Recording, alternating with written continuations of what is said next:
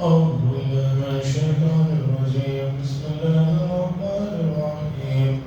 لا يقال لك إلا ما قد قيل للرسل من قبلك إن ربك لذو مغفرة وذو عقاب أليم. ولو جعلناه قرآنا أعجميا لقالوا لولا فصلت آياته أعجمي وعربي قل وللذين آمنوا هدى وشفاء والذين لا يؤمنون في آذانهم وقر وهو عليهم أعمى أولئك ينادون من مكان بعيد. ولقد آتينا موسى الكتاب فاختلف فيه ولولا كلمة سبقت من ربك لقضي بينهم وإنهم لفي شك منه مريب. من عمل صالحا فلنفسه ومن أساء فعليها وما ربك بظلام للعبيد. حضرات مکی صورت ہے. مکی صورت میں کفار و مشرکین کے عجیب عجیب مطالبات، عجیب فرمائشیں ان کی ہٹ درمیاں عروج پر تھی. اللہ نے ان آیات سے پہلے اپنی نعمتوں کا، اپنے احسانات کا تذکرہ فرمایا اور بات یہاں پر آ کر رکی کہ یہ جو اللہ کا کلام ہے اسے باطل نہ آگے سے نہ پیچھے سے کسی بھی طریقے پر آ کر دبا سکتا ہے، نہ اسے مٹا سکتا. اور اس کی زندہ مثال آج 1450 سال کے بعد بھی قرآن مجید کی آپ کسی بھی آیت میں کسی طرح کی تبدیلی، ترمیم نہیں دیکھ رہے ہیں. کوئی بھی زبر زیر کی غلطی آپ کو کہیں نہیں ملے گی. اور دوسرا، قرآن مجید نے جو واقعات بتائے ہیں، آج سائنس کا زمانہ ہے، کوئی ایک واقعہ غلط ثابت کر کے دکھا دیجیے. بہت پہلے میں نے ایک بات بتائی تھی، حضرت ابراہیم علیہ السلام کا تذکرہ قرآن میں بار بار آیا تو کچھ لوگوں نے یہ کہا کہ ابراہیم علیہ السلام کے سلسلے میں جو بھی واقعات ہیں وہ حقیقی نہیں ہیں، فرضی ہیں، افسانہ ہے. تو اس موقع پر عرب کی قوم اٹھی اور انہوں نے 1920-22 کی بات ہے، آج سے تقریباً 100 سال پہلے کی بات ہے. حضرت ابراہیم علیہ السلام موجودہ جو عراق ہے وہاں کے ایک جگہ ان کا آبائی وطن تھا، وہاں زمین کی کھدائی والے جو کچھ آرکیالوجسٹ کہتے ہیں، ان لوگوں نے ان کو بلا کر وہاں کام سروے کرایا گیا تو لوگوں نے لکھا ہاں ہزاروں سال پہلے اس جگہ ایک بستی اور ایک دنیا آباد تھی. رہی بات قرآن مجید میں جو احکامات ہیں، احکامات میں کوئی صحیح عقل کا آدمی یہ نہیں کہہ سکتا کہ ان احکامات میں کمی بیشی ہے. اس سے بہتر چیز ہو سکتی تھی یا موجودہ زمانے میں اس پر عمل کرنا ان احکامات پر مشکل ہے، یہ بھی نہیں. اب سنیے، نبی کریم صلی اللہ علیہ وسلم کو اللہ تسلی دے رہے ہیں، ما یقال لک الا ما قد قیل للرسل من قبلک. اے نبی صلی اللہ علیہ وسلم، جو کچھ یہ آپ کے بارے میں کہہ رہے ہیں یہ کوئی نئی چیز نہیں ہے. آپ سے پہلے بھی جو رسول اور انبیاء گزرے ہیں ان کو بھی لوگوں نے یہ باتیں کہی ہیں. آدمی کو اس سے تسلی ہوتی ہے، چلو صرف میں نے، میرے سے پہلے بھی یہ چیزیں واقع ہو چکی ہیں. اللہ فرماتا جو کچھ آپ کو کہا جا رہا ہے مگر اس سے پہلے بھی یہ چیزیں رسولوں کو کہی گئی ہیں. اس لیے آپ پریشان نہ ہوں اور جو ہے مایوس نہ ہوں. ان ربک لذو مغفرہ، بے شک آپ کا پروردگار بہت زیادہ مغفرت کرنے والے ہیں. اشارہ ہے ان لوگوں کے لیے جو اس طرح کی بیہودہ باتیں کر رہے ہیں، اب بھی اللہ کے دربار میں معافی مانگ لو، کام ہو جائے گا، مایوس ہونے کی ضرورت نہیں۔ یہ بات بھی میں نے بارہا آپ کے سامنے رکھی، قرآن مجید نے جہاں سزاؤں کا ذکر فرمایا وہیں پر اللہ نے اپنی رحمت کا بھی ذکر فرمایا۔ کہیں کوئی آدمی سزاؤں کو سن کر اور سرکش نہ ہو جائے، مایوس نہ ہو جائے، نا امید نہ ہو جائے۔ نہیں بھائی، اتنی غلطیوں کے باوجود تم درگزر کا معاملہ دیکھنا چاہتے ہو تو اللہ بہت درگزر کرنے والے ہیں۔ اس کے باوجود تم نے معافی نہیں مانگی، نہیں اپنے آپ کو سدھار لیا، ذو عقاب علیم، اللہ تبارک و تعالیٰ بہت زیادہ دردناک عذاب دینے والے بھی۔ نہیں مانو گے تو یہ راستہ ہے۔ اب آگے کی آیت سے پہلے اس کے پس منظر کو سمجھیے۔ مکے میں مشرکین کے روزانہ نئے نئے عجیب عجیب جو ہے چیزیں، مشورے اور خیالات ہوتے تھے۔ مکے کے لوگوں نے کہا ہم حضور پر ایمان لا لیتے ہیں، لیکن قرآن عربی میں ہے، اگر یہ کسی دوسری زبان میں ہوتا تو ہم ایمان لا لیتے ہیں۔ اللہ نے فرمایا عجیب لوگ، تم عربی ہو، اگر قرآن کو دوسری زبان میں نازل کیا جاتا تو تم لوگ یہ کہتے کہ بھئی یہ تو ہماری سمجھ میں نہیں آ رہی ہے بات، اور یہ کیا بات ہوئی، نبی تو عربی ہیں اور قرآن غیر عربی ہے۔ تو اس موقع پر یہ بات ہوتی، اور بات دراصل یہ ہے کہ نہیں ماننا ہو تو آدمی اس طرح کی کوئی نہ کوئی جو ہے اس میں کمیاں خامیاں نکالتے ہی رہتا ہے۔ اللہ فرماتے ہیں وَلَوْ جَعَلْنَاهُ قُرْآنًا أَعْجَمِيًّا، اور اگر ہم بناتے اس قرآن کو عجمی، لقالوا، تو یہ لوگ کہتے لولا فصلت آیاتہ، کیوں نہیں کھول کھول کر واضح کر کے بیان کیا گیا۔ اعجمی و عربی، کیا قرآن عجمی اور نبی عربی؟ یہ تو بڑی تعجب کی بات اس موقع پر یہ لوگ کہتے تھے۔ عجم کہتے ہیں گونگے پن کو، عجم کہتے ہیں گونگے پن کو۔ تو عرب لوگ یہ سمجھتے تھے کہ زبان صرف ہمیں کو آتی ہے، باقی سب ہمارے سامنے گونگے ہیں، باقی سب ہمارے سامنے گونگے ہیں۔ گونگوں کے بھی مسائل پر شریعت نے بہت کچھ لکھا ہے، اس لیے بتا رہا ہوں۔ کل ہمارے ایک ساتھی نے بھٹکل میں شادی ہوئی، نکاح ہوا، اور کم از کم تصویر میں 20-22 لوگ ہیں، دولہا سمیت جتنے بھی لوگ اس مجلس میں پورے گونگے۔ جیسا یہاں بھی اسکولیں ہیں، آپ نے دیکھا ہوگا گونگوں کی اسکولیں ہیں، گونگے بہروں کی۔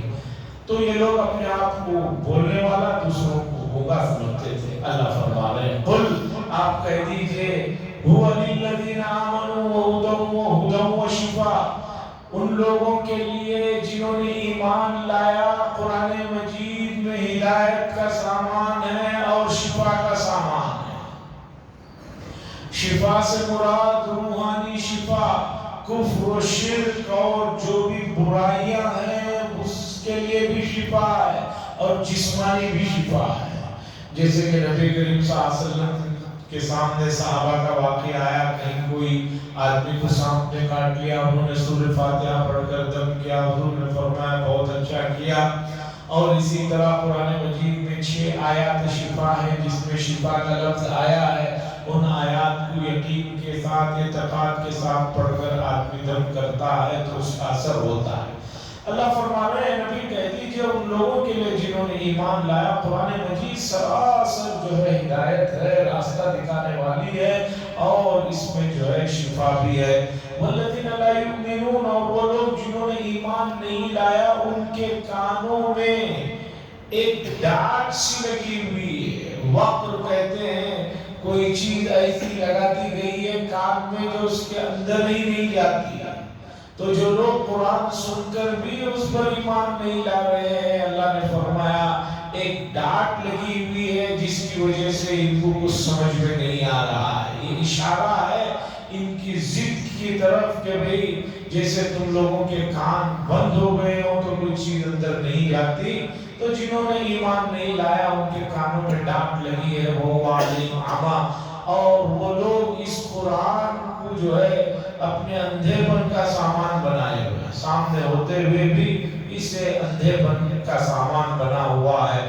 اولئک ینادون من مکان بعید، یہ وہ لوگ ہیں جن کو دور سے آواز دی جا رہی ہے. عرب کے اندر محاورہ ہے، کوئی آدمی بات نہ سمجھے، کوئی آدمی کسی بات کو نہ سمجھے تو کہا جاتا ہے بھئی ایسا لگ رہا ہے اسے کہیں دور سے آواز دی جا رہی ہے. جب دور سے آواز دی جاتی ہے تو سنائی نہیں دیتی یا سمجھ میں نہیں آتی ہے، آدھی بات سمجھ میں آئی آدھی بات نہیں سمجھ میں آتی. تو عرب میں محاورہ ہے یہ کہ کوئی آدمی بات سن کر بھی نہ سمجھے تو کہا جائے گا کہ بھئی اسے دور سے آواز دی جا رہی ہے. وہ لوگ ہیں جن کو جو ہے دور سے آواز دی جا رہی ہے.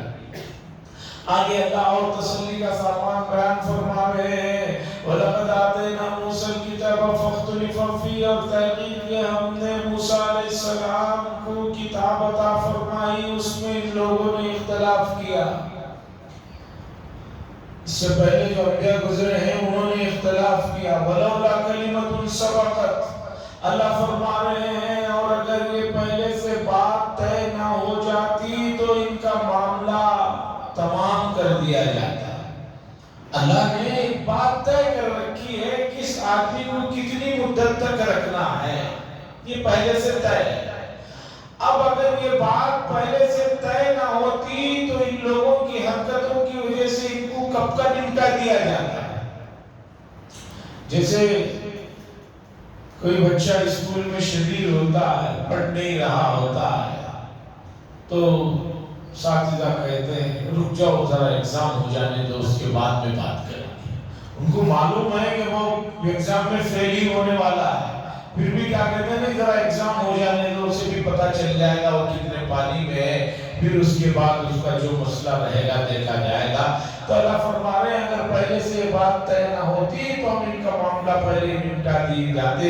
وَإِنَّهُمْ لَفِي شَكٍّ مِّنْهُ مُرِيبٍ، اور یہ لوگ جو ہے بہت زیادہ شک میں، تردد میں، اور جو ہے کیا کہتے ہیں ایک خنجان میں پڑے ہوئے ہیں، شک میں پڑے ہوئے ہیں. آگے اللہ فرماتے ہیں مَنْ عَمِلَ صَالِحًا فَلِنَفْسِهِ، جو شخص نیک کام کرے گا اس کا فائدہ اسی کو ہوگا، اسی کے نفس کو ہوگا. وَمَنْ أَسَاءَ فَعَلَيْهَا، اور جو برا کرے گا اس کا وبال اور اس کی مصیبت اسی پر آئے گی. وَمَا رَبُّكَ بِظَلَّامٍ لِّلْعَبِيدِ، اور تمہارا پروردگار بندوں پر ظلم کرنے والا نہیں ہے. اللہ کسی پر کوئی ظلم نہیں کرتے ہیں.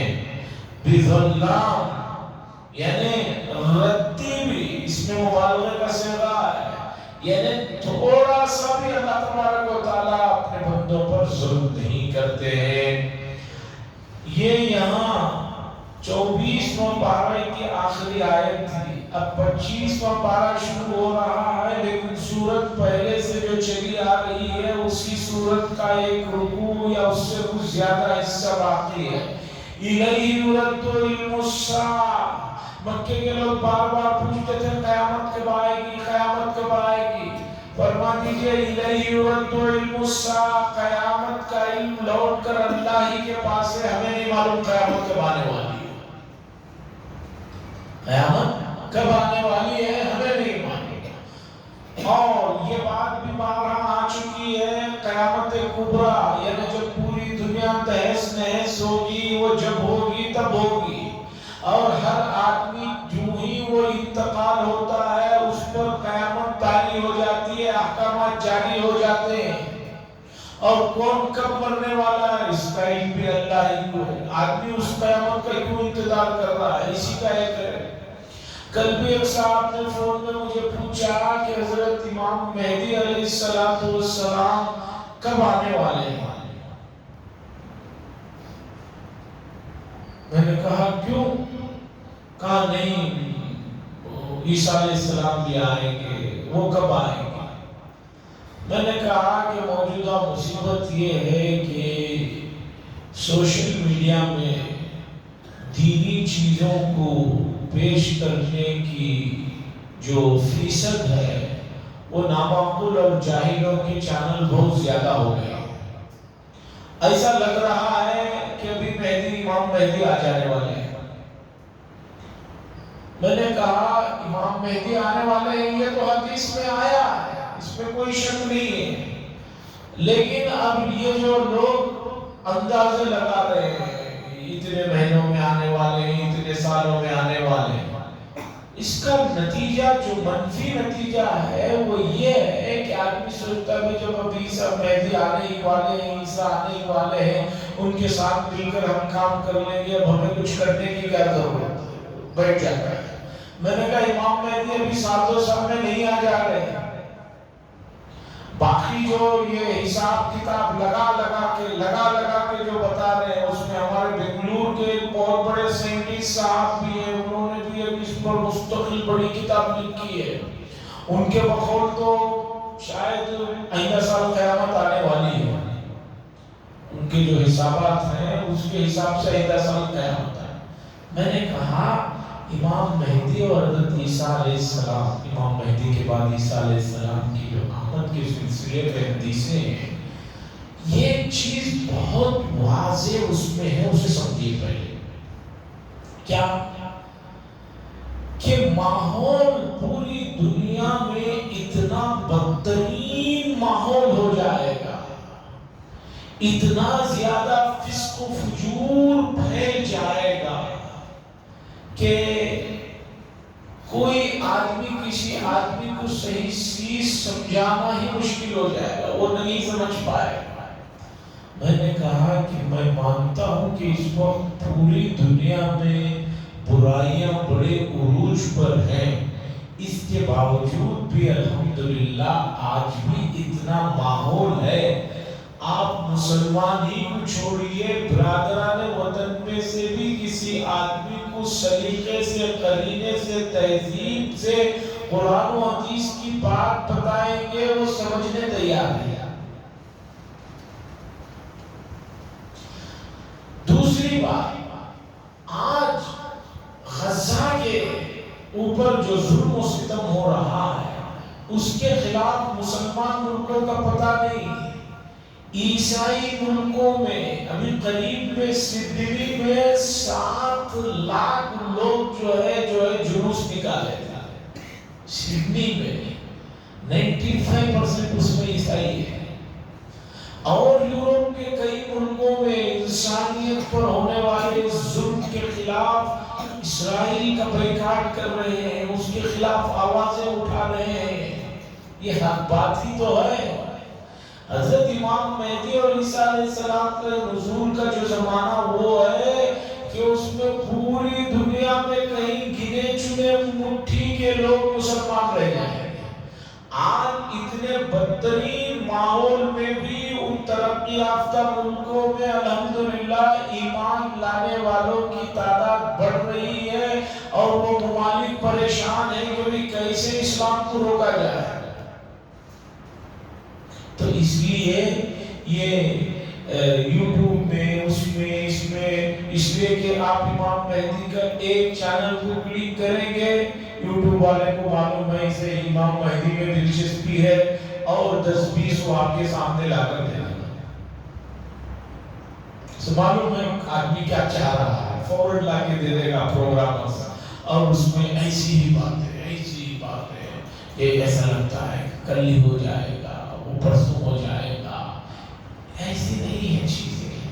اس طرح سمجھنے کا سب سے بڑا نقصان یہ ہے کہ آدمی کہتا ہے کہ بھئی اب جب یہ زمانہ خراب ہو گیا ہے تو اب میں کسی کو نماز کو کیوں بلاؤں، کسی کو اچھی بات کیوں بتاؤں. ان سب فریضوں سے رک جاتا ہے. سوشل میڈیا کے لوگ فائدے بہت ذکر کرتے ہیں، اس کے نقصانات کو تو دیکھیے. میں آپ کو لے چلتا ہوں سورہ بقرہ کی آیت یسألونک عن الخمر والمیسر. اللہ کے نبی صلی اللہ علیہ وسلم کو اللہ بتا رہے ہیں لوگ آپ سے شراب کے بارے میں پوچھیں گے، آپ کہہ دیجئے فیہما فیہ منافع اکبر، شراب میں کچھ فائدے ہیں اور اس کا گناہ اس سے بڑا ہوا ہے۔ اس آیت کے ذیل میں سب سے بڑے اور معروف حکیم کی یہ بات مفسرین نے نقل کیا ہے کہ خالص انگوری شراب کے اندر 500 فائدے ہیں، منافع للناس، 500 فائدے ہیں۔ آگے وہی اطباء حکما جو مشہور ہیں وہ لکھتے ہیں لیکن اس کے نقصانات 1000۔ فائدے 500 ہیں، آپ یہ تو دیکھ رہے ہیں، آگے لکھتے ہیں کہ 1000 نقصانات ہیں شراب کے، جس تک ہمیں اطلاع ملی، اور کتنے اللہ بہتر جانے۔ تو موجودہ زمانے میں بہت سارے لوگ جو ہے دین کو جو یہ اس سے سمجھ رہے ہیں کہ بہت بڑا مسئلہ ہے، بہت بڑا مسئلہ ہے، یہ بہت بڑا فتنہ ہے موجودہ زمانے میں، اس لیے کہ دین کی تشریح اور توضیح ایسے لوگ بیٹھ کر کر رہے ہیں جن کو نارمل عربی زبان نہیں سمجھ میں آتی بغیر ٹرانسلیٹ کے۔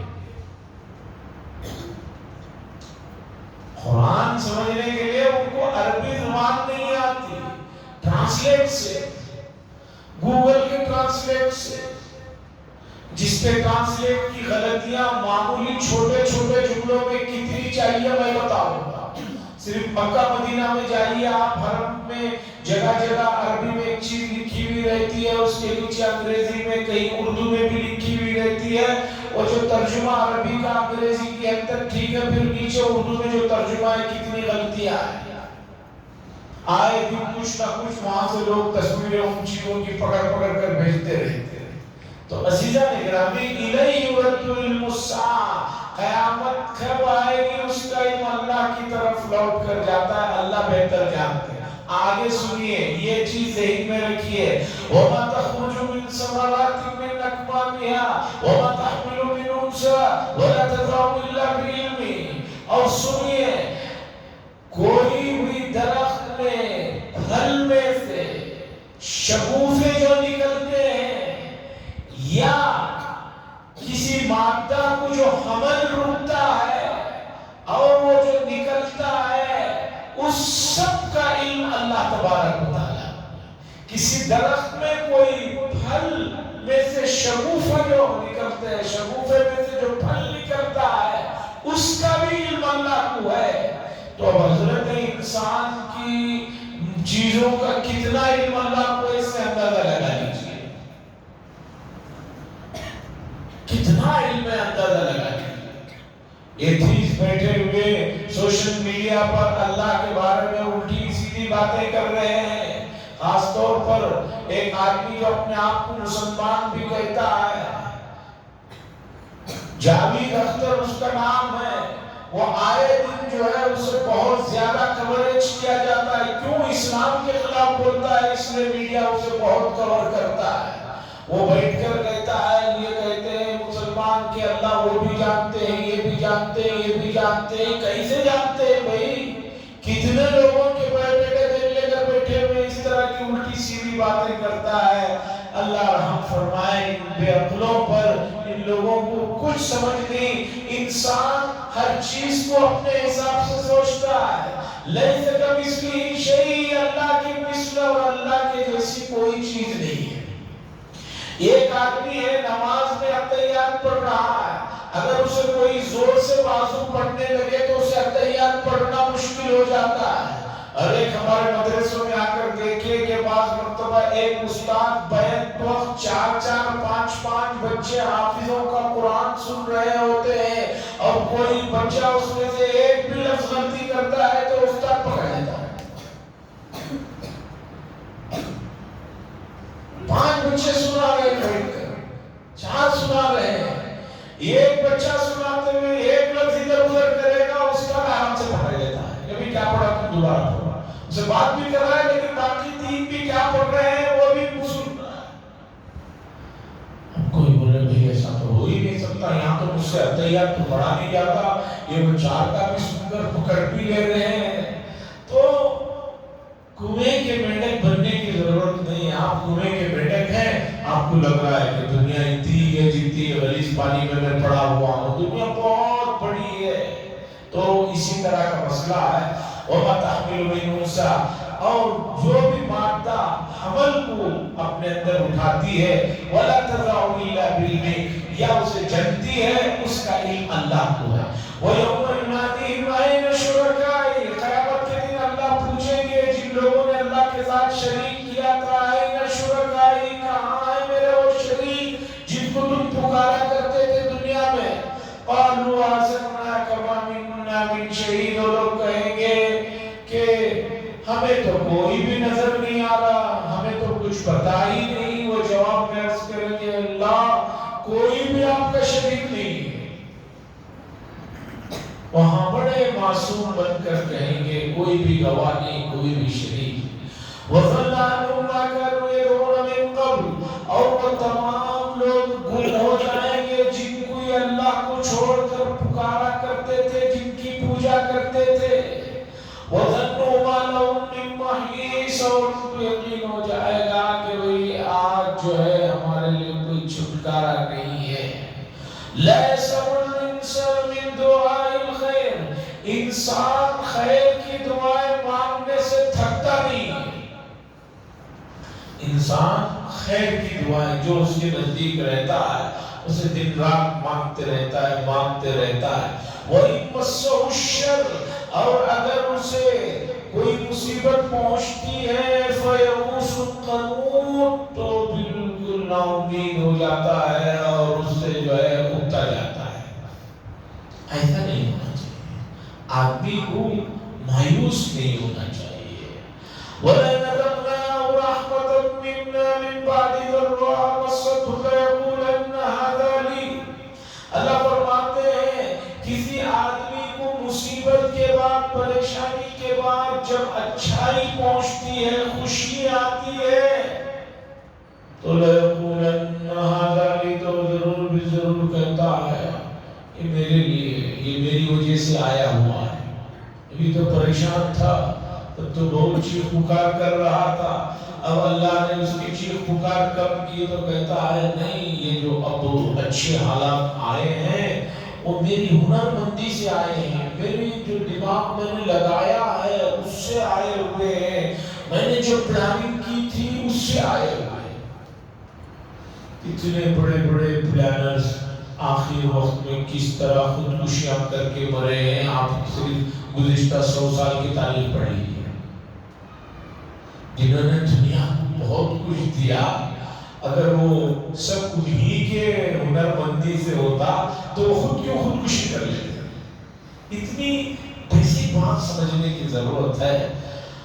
لَيَقُولَنَّ هَٰذَا لِي, تو کہتا ہے یہ میرے ہنر مندی کا نتیجہ. وَمَا أَظُنُّ السَّاعَةَ قَائِمَةً, اور کہتا ہے یعنی کفار مکہ کہتے ہیں مجھے نہیں اندازہ, میں نہیں جانتا کہ قیامت آئے گی. کفار مکہ کہتے ہیں ہمیں قیامت کے سلسلے میں کوئی امید نہیں ہے, قیامت آئے گی ہمیں اس کی کوئی گارنٹی نہیں. وَلَئِن رُجِعْتُ إِلَىٰ رَبِّي, اب آگے اور کہتا ہاں چلو مان لو قیامت آ بھی گئی, تو جب میں اللہ کے پاس جاؤں گا إِنَّ لِي عِندَهُ لَلْحُسْنَىٰ, تو وہاں بھی میرا بڑا استقبال ہوگا, میری بڑی جو ہے بھگت ہوگی, میرے لیے بہت اچھائیاں ہوں گی. ہے کفر شرک میں, پہلے تو کہہ رہا ہے قیامت آئے گی مجھے اس کی کوئی گارنٹی نہیں, چلو مان لو آ بھی گئی, تو کہہ رہا ہے کہ وہاں میرے لیے بڑے جو ہے اچھائیاں ہوں گی, میری بڑی خیر خواہی اور بہتری ہوگی. اللہ فرماتے ہیں فَلَنُنَبِّئَنَّ الَّذِينَ كَفَرُوا بِمَا عَمِلُوا, بس ہم ان لوگوں کو ضرور بھی ضرور جنہوں نے کفر کیا ہے, جو کچھ کفر کرنے کے بعد انہوں نے جو کام کیے ہیں اس کی خبر دیں گے. وَلَنُذِيقَنَّهُم مِّنْ عَذَابٍ غَلِيظٍ, اور ان کو بہت ہی دردناک عذاب وہاں ہم دیں گے. قیامت کا مذاق اڑا رہے ہیں, دین کا مذاق اڑا رہے ہیں, اور یہ سمجھ رہے ہیں کہ بھئی اگر کفر بری چیز ہوتی, کفار مکہ کی سب سے بڑی دلیل یہ تھی کیا کفر اور شرک بری چیز ہے, تو ہم مکے میں سب سے اچھی حالت میں کیوں ہیں؟ جو ایمان اچھی چیز کہہ رہے ہیں تو یہ صحابہ اور حضور بہت ناگفتہ بھی، یعنی ان کے حساب سے کھانے پینے ہر چیز کے جو محتاج ہی کیوں ہیں؟ بتاؤ دلیل شیطان نے جو پٹی پڑھائی ہے کہ بھئی اگر کفر برا ہے، شرک برا ہے، تو ہم کیوں اچھی حالت میں مکے میں ہم کیوں لیڈر بنے ہوئے ہیں؟ اور ایمان اچھی چیز ہے تو یہ ایمان والوں کی حالت کیوں؟ یہ ایک سوال ہے جو ان لوگوں کو ایسا بٹھا دیا گیا، لوگ سمجھتے ہیں اس کا کوئی جواب ہی نہیں ہے۔ اکثر لوگ یہ سمجھتے ہیں اس کا جواب ہی نہیں ہے۔ موجودہ زمانے میں بھی سوشل میڈیا پر اس طرح کے سوالات ہوتے رہتے ہیں، اس کا جواب نہیں ہے۔ تو ان لوگوں کی غلط فہمی دور کرنے کی ضرورت ہے کہ دنیا دارالامتحان ہے، امتحان کی جگہ ہے، آزمائش کی جگہ ہے۔ اور دوسری بات، آپ کو یہ کس نے بتایا کہ دنیا کا مال و متاع کسی کے پاس ہونا یہ اللہ کے نزدیک اس کے پسندیدہ ہونے کی علامت ہے؟ یہ آپ کو کس نے بتایا؟ پہلے یہ اصول تو بتاؤ۔ جب قرآن یہ کہہ رہا ہے کہ دنیا کا مال و متاع اللہ نے اسے خاص انداز میں تقسیم کر رکھا ہے، اس لیے یہ کسی کی صحیح ہونے کا معیار نہیں ہے، یہ کسی کے کامیاب ہونے کا معیار نہیں ہے۔ اگر مکمل دولت ہی کامیاب ہونے کی علامت ہوتی تو سب سے زیادہ تو مال و دولت فرعون کے پاس تھا جو خدائی کا دعویٰ کر رہا تھا، حامان کے پاس تھا جس نے جنت بنا دی، اور اسی طرح قارون کے پاس تھا جس کا ذکر قرآن نے کیا۔ تو آپ نے ایک چیز کو غلط بیس پر رکھ کر اس کے اوپر جو محل تعمیر کرتے جا رہے ہیں، اسے سمجھنے کی ضرورت ہے۔ اللہ فرما رہے ہیں ہم انہیں خبر دیں گے اور دردناک عذاب دیں گے۔ وَإِذَا أَنْعَمْنَا عَلَى الْإِنسَانِ أَعْرَضَ وَنَأَىٰ بِجَانِبِهِ، اور جب انسان پر ہماری طرف سے کوئی نعمت پہنچتی ہے تو وہ جو ہے اچانک جو ہے نافرمان ہو جاتا ہے، اعراض کرنے لگتا ہے اور ادھر ادھر ہانکنے لگتا ہے۔ وَإِذَا مَسَّهُ الشَّرُّ فَذُو دُعَاءٍ عَرِيضٍ، اور جب اسے کوئی مصیبت پہنچتی ہے تو فَذُو دُعَاءٍ عَرِيضٍ، تو پھر لمبی لمبی دعائیں مانگنے لگتا ہے، پھر لمبی لمبی فرمائشیں کرنے لگتا ہے۔ عزیزہ نگرانی، یہ مکی صورت ہے۔ ان چیزوں کو جو ذکر کیا گیا یہ کفار اور مشرکین کی چیزیں تھی جن کو قرآن نے ذکر کیا کہ ان کے اندر یہ صفات۔ اب میرے اور آپ کے لیے اس میں کیا سبق ہے؟ میرے اور آپ کے لیے سبق یہ ہے آدمی خوشی میں اور غم میں دونوں موقعوں پر اللہ کی طرف متوجہ ہے۔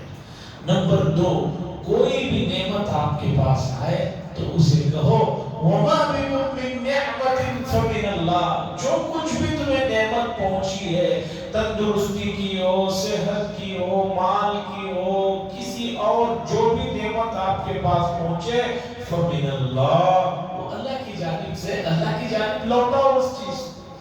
جیسے کہ انبیاء کا جملہ سلیمان علیہ السلام کا ہَذَا مِن فَضْلِ رَبِّي، یہ میرے رب کے فضل کی طرف۔ اور اگر کوئی آدمی یہ سمجھتا ہے یہ سب میری وجہ سے ہوا ہے، میرا اس میں یہ ہے، تو یہاں سے بہکنا شروع ہوتا ہے جیسے کہ کفار بہکے۔ اور یہ بھی ان آیات میں پتہ چلا دنیا کے ظاہری ساز و سامان کا کسی کے پاس ہونا یہ اس کے مکمل حق پر ہونے کی دلیل ہے۔ بہت سے مرتبہ نافرمانوں کے پاس بھی بہت دولت ہوتی ہے، یہ کوئی علامت نہیں۔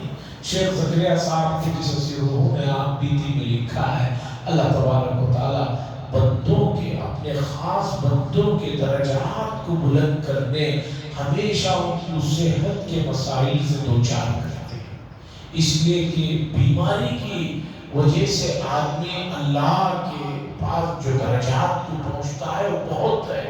اس لیے بیماری فی نفسی اللہ کی پکڑ نہیں ہے، بیماری بیماری بھی اللہ کی طرف سے نعمت ہے، اس مسئلے کو سمجھنے کی ضرورت ہے، پھر کسی موقع پر سمجھاؤں گا۔